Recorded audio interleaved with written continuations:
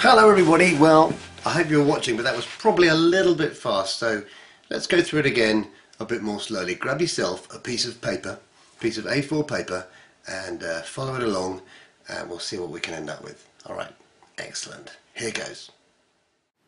Okay, the first thing to do is to find the centre. Now I've folded mine in half, and I'm just drawing a dotted line. You don't need to draw the dotted line, but I just want to highlight it for you on the video. Now we're going to fold this bottom corner in so that the fold goes into the other corner. So the bottom corner will touch the center here, but exactly where depends on that crease. Can you see this crease now really goes right exactly to the corner, and just smooth it down with the finger. So there we go, we've got a nice triangle there.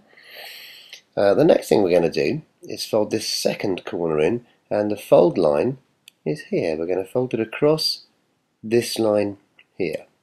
So watch closely and copy along. See, it folds exactly across. Notice how the edges are going to line up perfectly. The more time we take to line them up, the more accurate our triangle will be. And again, just smooth that down. Now, I haven't quite got a triangle because we've got a sort of bumpy bit at the top here.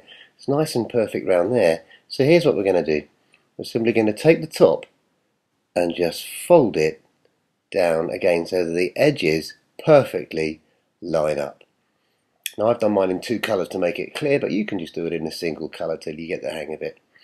And there you've made a perfect triangle, but it's got folds, so let's turn it over, and now we have a perfect triangle. There's a special name for that in maths. We call it an equilateral triangle.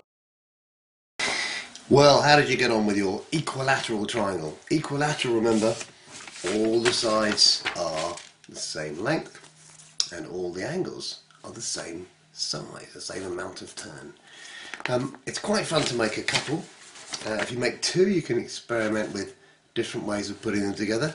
If you make six, you can put them together to make an amazing shape, but I'm going to let you discover that for yourselves. So that's it for this month. Congratulations. I hope you enjoyed doing some maths with me, and I'll see you next time. Maths is so cool. Bye.